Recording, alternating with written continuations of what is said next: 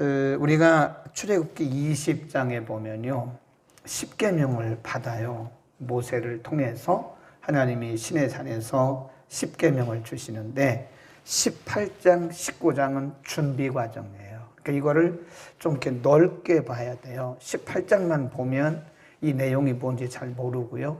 19장만 봐도 정확하게 하나님의 의도를 알기가 어렵습니다. 20장에 매우 중요한 하나님이 모세를 통해서 온 인류가 지켜야 할 10계명과 이 계명을 주시는데, 하나님이 하시는 일을 보면 항상 미리 준비를 시키세요. 그러니까 우리 인간들이 하는 것처럼 주먹구구식으로 이거 했다 저거 했다 그렇게 안 하십니다. 하나님은 반드시 무슨 일을 하든지 과정을 거쳐가면서 계획성을 가지고 준비시키는 거예요. 그러니까 18장에서 우리가 공부한 게 뭐냐면, 하나님이 그동안에는 모세가 이스라엘 백성들을 애굽에서 인도해가지고 광야를 급히 홍해를 건너죠. 위에서부터 쭉 내려오는 것이 굉장히 재빠르게 속도가 굉장히 빨라요. 굉장히 빠른 속도로 백성들을 인도하기 때문에 여기에 가족들이 있게 되면 모세가 인간이기 때문에 아무래도 판단력이 흐려질 수 있어요. 모세 아내의 말을 들어야 되잖아요. 그러면 판단력이 흐립니다.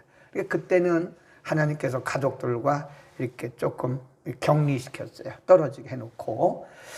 이제 20장에 10계명을 받게 되는데, 10계명을 받고 이제 드디어 말씀 중심으로 백성들을 인도해 가게 되는 거예요. 그러려면 가족이 필요해요. 인간은 누구나 가족이 있을 때 안정이 됩니다.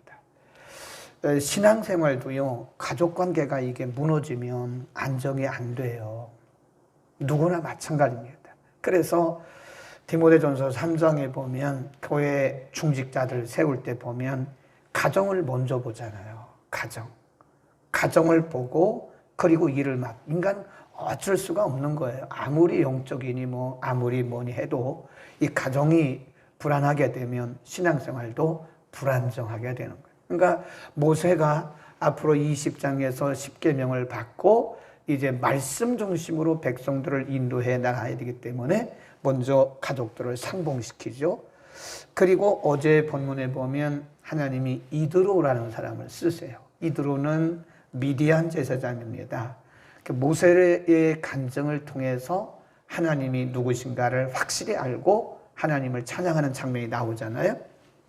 근데 모세가 하는 일들을 이드로가 이렇게 본 거예요. 그걸 우리가 뭐라고 하냐면 객관적 관점이라 그럽니다. 모세가 아무리 영감이 있고 모세가 아무리 뛰어난 하나님의 종일지라도 인간은 인간입니다. 그러니까 늘 주관적으로 보는 거예요. 그러니까 지금 혼자 아침부터 저녁까지 백성들을 재판하고 인도하고 하는 일을 혼자 하는 거예요. 그것이 모세는 맞다고 생각한 겁니다. 근데 장인 이드로가 이렇게 보니까 저건 아니다 하는 생각이 드는 거예요. 그래서 장인 이드로가 모세를 불러서 자네 혼자 왜 이렇게 혼자 짐을 지냐. 그러니까 사람을 뽑아라. 사람을 뽑아서 중간 지도자를 세워라. 1000부장, 100부장, 50부장, 10부장. 그게 무슨 얘기냐면 역할을 나누라는 거예요. 근데 그거를 모세는 생각을 못한 거죠. 주관적으로 볼 때 그게 맞다고 생각하는데 이드로는 객관적으로 본 거예요. 이렇게 딱 놓고 보니까 보이는 거예요. 그래서 우리가 때로는 우리 자신을요, 우리는 항상 주관적인 생각을 가지고 살아가는데 자신은 몰라요. 사실은 내가 하는 것이 다 옳다고 생각하는데 아닙니다. 때로는 하나님이 사람을 보내서 우리가 못 보는 것을 보게 하시는 거예요. 또 사건을 통해서 말씀하시고 또 사람을 통해서 말씀하세요. 때로는 어린아이를 통해서도 말씀하십니다. 유명한 사람들의 말만 유명한 게 아니에요. 때로는 불신자를 통해서도 말씀하세요. 그러니까 우리의 마음이 항상 오픈되어 있어야 됩니다. 물론 우리에게 들려오는 소리 중에 성령의 음성, 사탄의 음성, 또 내 생각이 있어요. 많은 경우에 제가 이렇게 보면, 객관적으로 보면 자기 생각을 하나님의 음성으로 착각하는 경우가 굉장히 많습니다. 분별을 잘해야 돼요. 그래서 하나님이 때로는 사람을 통해서 우리가 못 보는 것을 보게 하시는 거예요. 우리는 늘 여기 우리의 삶에 갇혀 있잖아요. 그러니까 우리 자신을 못 봐요. 그래서 하나님이 때로는 사람을 보내셔서 그거를 지적하게. 거기 맨 끝에 보세요. 18장 맨 끝에 보면 27절에 모세가 그 장인을 보내니 그가 자기 고향으로 돌아갔다. 그러니까 이들은 그것만 하고 가버린 거예요. 하나님이 이 역사의 무대에 모세에게 그 중간 지도자를 세우는 천부장, 백부장, 50부장, 10부장을 세우는 역할을 분배하게 하는 그런 제도를 만들기 위해서 하나님이 이들을 보내셨다가 그것만 딱 하고 싹 하나님이 그를 이제 역사의 무대에서 사라지게 한 거죠. 그러니까 역할이 달라요. 꼭 누구의 역할과 비슷하냐면 세례 요한의 역할과 같아요. 세례 요한은 병을 고친 것도 없어요. 세례 요한은 딱 한 가지 그의 사역이에요. 그게 뭐냐? 회개하시오. 천국이 가까웠습니다. 그리고 세례 주는 거 그 외에는 없어요. 딱 6개월 먼저 와서. 그러니까 우리가 무슨 막 많은 사역을 해야 그게 사명은 아닙니다. 우리 각 사람의 사명이 달라요. 그러니까 이들도 세례 요한처럼 그거 딱 하고 사라졌어요. 하나님이 그 일을 위해서 이들을 보내신 것이다. 그러니까 우리가 모든 가능성을 다 열어놔야 돼요. 그리고 마음을 다 오픈해야 됩니다. 그리고 분별하면서 하나님이 누구를 통해서 말씀하신가를 잘 이렇게 지나가는 얘기인데 그게 하나님의 음성일 경우가 굉장히 많아요.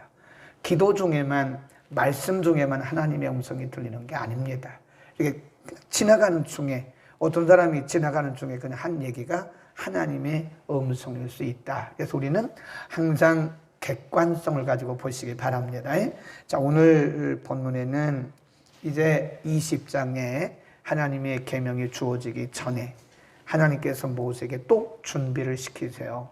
무슨 준비를 시켰냐?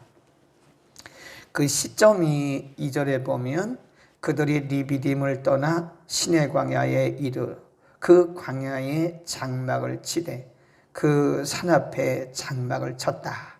지금 이제 시내산에 도착했어요. 아주 중대한 일을 앞두고 지금 하나님이 모세를 시내산으로 부르십니다. 3절 모세가 하나님 앞에 올라가니 여호와께서 산에서 그를 불러 가라사대 너는 이같이 야곱 족속에게 이르고 이스라엘 자손에게 고하라. 나와 나의 애굽 사람에게 어떻게 행하였음과 내가 어떻게 독수리 날개로 너희를 업어 내게로 인도하였음을 너희가 보았느니라.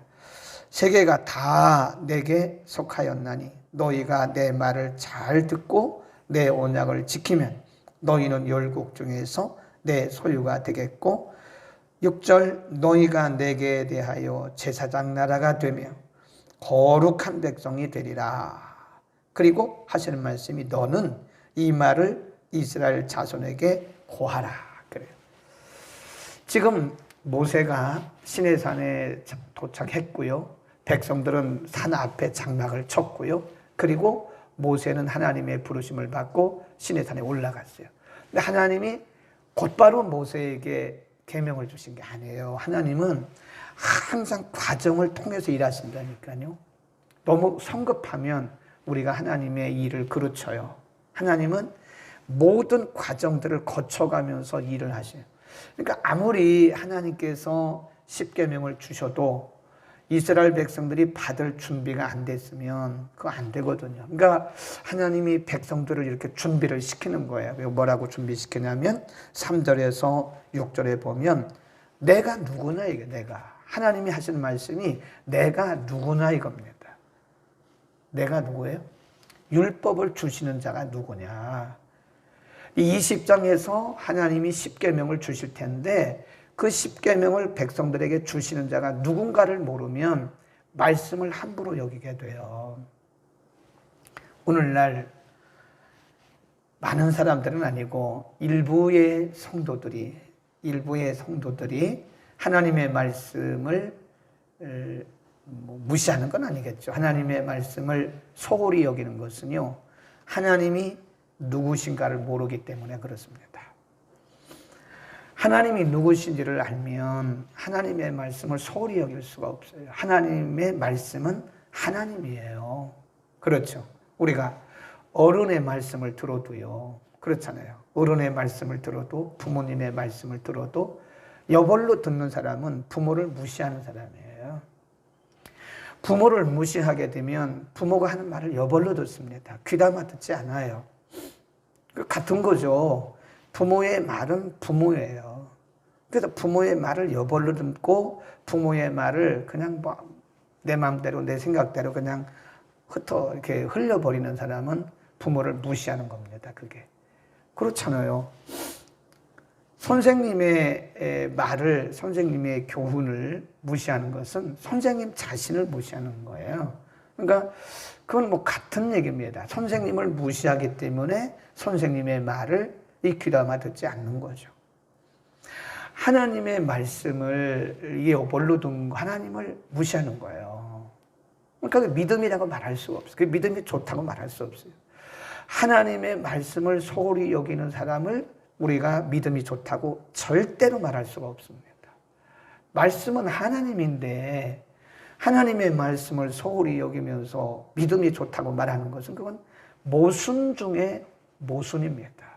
네, 그래 안 그래? 그렇다니까요. 그래, 하나님이 지금 왜 내가 누구냐를 말씀하시느냐.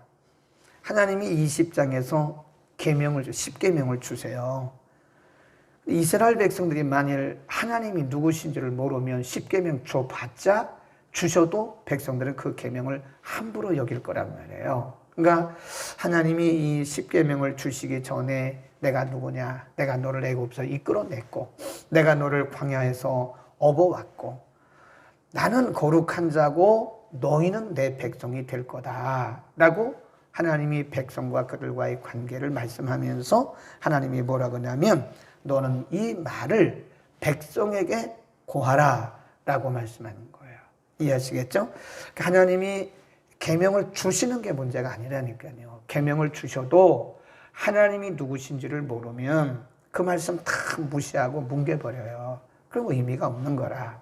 그러니까 이 계명을 주시는 분이 어떤 위대한 분이신가를 그들로 하여금 알게 하셨고요. 그 다음에 두 번째 준비시킨 것이 뭐냐면 그 7절에 보면 모세가 와서 백성의 장로들을 불러 여호와께서 자기에게 명하신 그 모든 말씀을 그 앞에 진술하니 하고 그 다음에 9절 보세요. 여호와께서 모세에게 이르시되 내가 빽빽한 구름 가운데서 내게 임함은 내가 너와 말하는 것을 백성으로 듣게 하며 또한 너를 영영히 믿게 하려 함이라. 모세가 백성의 말로 여호와께 구하니라. 10절입니다. 시작. 여호와께서 모세에게 이르시되 너는 백성에게로 가서 오늘과 내일 그들을 모하고 성결케 하라. 이게 준비입니다. 첫 번째 준비는 하나님이 누구신가를 그들에게 분명히 알게 하셨고요. 두 번째 준비가 성결하라. 성결. 백성들로 하여금 옷을 빨고 그랬습니다. 백성에게 가서 오늘과 내일 그들을 성결케 하며 그들로 옷을 빨고 11절 예비하여 제3일을 기다리게 하라. 이는 제3일에 나 여호와가 온 백성의 목전에 신의 산에 강림할 것이다. 강림하신 이유가 뭐예요? 말씀을 주시려고. 이 10계명을 모세에게 주시려고 하는데 모세만 성결케 한 것이 아니라 모든 백성들이 옷을 다 빨고 성결케 해라. 이 중요한 거. 하나님이 거룩하신 하나님이 그들 가운데 강림을 하시는데 백성들이 부정한 상태로 있으면 안 되잖아요. 그러니까 옷을 빨고 하나님께서 그들에게 임해서 계명을 주시기까지 모든 백성들을 준비시키는 거예요. 성결. 여러분, 이 하나님의 백성들의 특징은요, 그리고 공통점은, 그리고 반드시 해야 하는 필수 조건이 뭐냐? 성결입니다. 성결. 여호와께 성결. 그래서 생겨난 것이 성결교회예요. 성결교회. 성결교회는요, 4가지 중요한 그 교리가 있는데 그 중에 하나가 성결입니다. 성결. 우리는 다 하나님께 성결해야 돼요. 그 제사장들은 항상 여기다가 이렇게 써요. 여호와께 성결. 이 제사장에 쓰는 거 있잖아요. 이렇게 여기다 여호와께 성결이라고 항상 쓰고 다닌다. 제사를 지낼 때도 그렇고 제사를 드릴 때도 하나님 성소 지성소에 들어갈 때도 여기 여호와께 성결이라고 항상 쓰고 다니는 거예요. 하나님의 백성들의 특징, 하나님의 백성들의 의무가 뭐냐? 성결입니다. 성결. 제가 늘 그러잖아요. 현대 교회가 사람이 적어서 그런 게 아니에요. 현대 교회가 현대 교회만큼 프로그램 많은 데가 언제 있습니까? 네, 아멘. 그런 겁니다.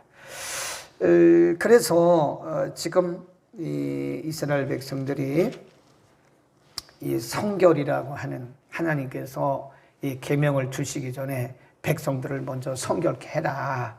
이 성결이 하나님을 만나는 굉장히 중요한 채널입니다.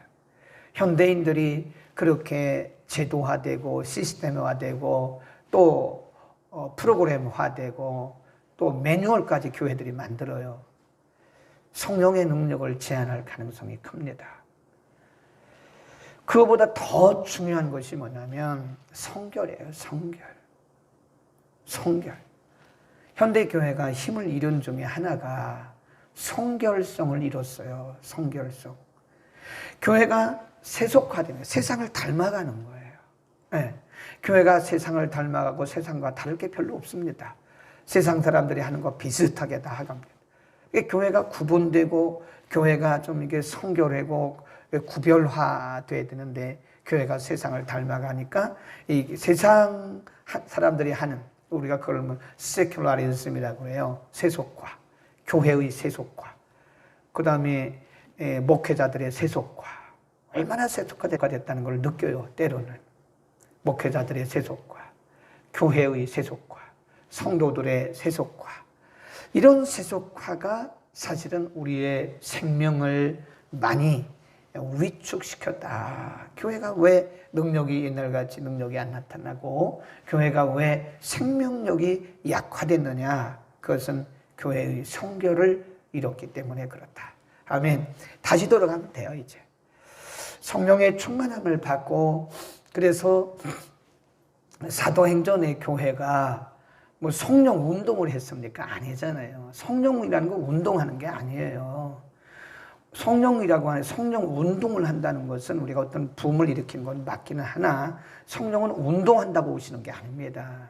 성령은 우리가 성결하고 하나님을 우리의 중심에 모시고 말씀으로 돌아가면 성령은 자연스럽게 역사하게 되어 있는 거예요. 아멘. 그래서 우리는 오늘 길게 좀 말씀을 드렸는데 하나님께서 20장에서 10계명을 주시기 전에 왜 이렇게 18장에서 준비시키고 19장에서 왜 이렇게 백성들을 준비시키고 이게 성결하라고 당부를 하셨는가?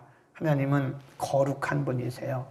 하나님의 말씀도 거룩합니다. 그러니까 우리가 준비되지 않으면요, 여기 예수님이 오셔서 설교를 해도 은혜 못 받습니다. 내가 준비되면, 내가 거룩한 마음으로 준비되면 누가 말씀을 전해도 그 말씀은 하나님의 말씀이다. 아멘. 우리를 성결케 합시다. 기도하겠습니다.